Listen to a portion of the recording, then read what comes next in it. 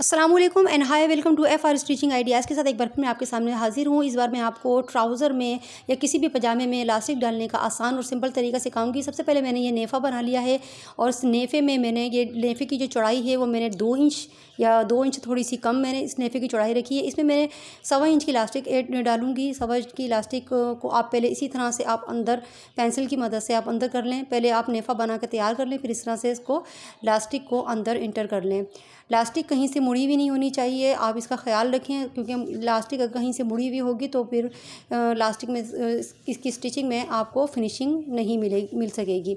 इसलिए नेफ़े की चौड़ाई इलास्टिक से थोड़ी सी बड़ी होनी चाहिए, तो ज़्यादा बड़ी भी ना हो कि फिर वो इलास्टिक अंदर हिलती रहेगी, और ज़्यादा छोटी भी ना हो कि इलास्टिक आपकी अंदर जाकर मुड़ जाए।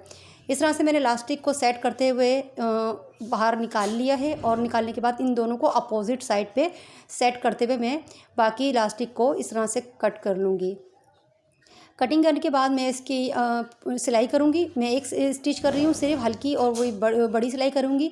फिर मैंने इसमें अपनी कमर की चौड़ाई देखनी है, जो मेरी 13 इंच पर इस मेरी कमर की चौड़ाई आनी चाहिए। 13 या 12.5 मुझे इसकी फ़िटिंग चाहिए। ये मेरी फ़िटिंग थोड़ी अभी इसमें बड़ी है। मैंने दोबारा से इलास्टिक को इस तरह से बाहर निकालना है। निकालने के बाद फिर मैंने 1/2 इंच की इस इलास्टिक में कटिंग करनी है। कटिंग करने के बाद फिर मैं आपको कमर की इसकी चौड़ाई दिखाऊंगी। कमर की चौड़ाई मेरी 11.5 इंच पर परफेक्ट इसकी मेरी कमर की चौड़ाई है। 1/2 इंच में कटिंग इस तरह से मैंने कटिंग कर ली है। कटिंग करने के बाद मैं इसको दोबारा से स्टिच कर रही हूँ। स्टिच करने के बाद मैं कमर की दोबारा से इसकी मेजरमेंट लूँगी और फिर आपको इसकी मेजरमेंट दिखाऊंगी। स्टिच के बाद भी जब मैं पूरे 2 डबल स्टिच इस पर कर लूँगी तो मेरी कमर की जो चौड़ाई वो मुझे 11.5 इंच पे ही चाहिए। अब इस तरह से मैं कटिंग करने की मैंने 1/2 इंच इलास्टिक को काट लिया है। काटने के बाद मैं इस पर डबल सिलाई कर रही हूँ। डबल सिलाई करने के बाद मैं आपको कमर की इसकी चौड़ाई दिखाऊंगी। चौड़ाई दिखाने के बाद फिर मैं आपको इसको स्टिच करना भी बताऊँगी कि किस तरह से इस पर डबल सिलाई कर स्टिच की जाती है। इलास्टिक को अच्छी तरह से आप इसको सेट कर लीजिएगा। अंदर इलास्टिक आपकी फ़ोल्ड नहीं होनी चाहिए। फ़ोल्ड होने से इलास्टिक में फिनिशिंग नहीं आ सकेगी। कमर की चौड़ाई मेरी 11.5 इंच मैंने आपको बताई है कि मेरी जो कमर की चौड़ाई 11.5 इंच पे मुझे चाहिए। तो ये देखें आप 11.5 इंच मेरी परफेक्ट इस वक्त आ रही है। अब मैं इसको इलास्टिक को अच्छी तरह से मैं सेट करूँगी। अगर आपके ट्राउज़र के नीचे कोई डिज़ाइनिंग है तो डिज़ाइनिंग को भी अच्छी तरह से आप गेजिंग देते हुए अपनी डिज़ाइनिंग को नीचे की भी सेट कर लीजिएगा, जिस तरह से मैं कर रही हूँ, क्योंकि मेरे ट्राउज़र के नीचे भी डिज़ाइनिंग मैंने दी हुई है। इस तरह से गेजिंग करते हुए मैं अपनी डिज़ाइनिंग को भी सेट कर रही हूँ। सेट करने के बाद अच्छी तरह से मैंने इसको सेट कर लिया। अपनी डिज़ाइनिंग को चेक कर लिया कि मेरी डिज़ाइनिंग जो पाइंचे की है वो परफेक्ट बैठ गई है। अब मैं इसको स्टिच करूँगी।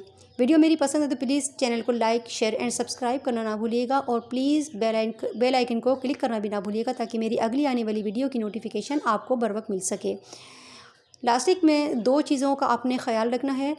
एक ये कि इलास्टिक की जो चौड़ाई है वो आप 1.25 इंच ही रखें।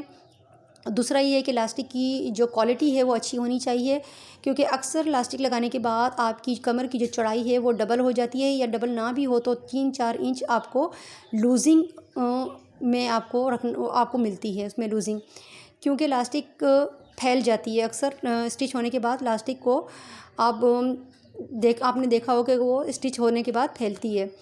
आपने अक्सर ये भी देखा होगा कि आपने जो ट्राउज़र लिया होगा किसी भी मार्केट से, तो उसमें इलास्टिक 1.25 इंच की ही लगाई जाती है, जो कि परफेक्ट इसकी चौड़ाई होती है ट्राउज़रों के लिए। इसलिए मैंने भी 1.25 इंच ही की इलास्टिक इसमें आपको डालना सिखाई है। अब इस तरह से मैं इस इलास्टिक की ऊपर सिलाई कर रही हूँ। ऊपर पीछे से आगे से भी और पीछे से भी मैंने इलास्टिक को खींचना है। खींचते हुए मैंने इस पर स्टिच करना है, और पूरे राउंड को इसी तरह से मैंने खींचकर कंप्लीट करना है। इस पर मैंने डबल सिलाई भी की है। डबल सिलाई मैंने कितना मार्जिन छोड़ा है, डबल सिलाई के लिए मैंने सिर्फ 1 बूट का मार्जिन छोड़ा है। इससे ज़्यादा मार्जिन मैंने नहीं देना।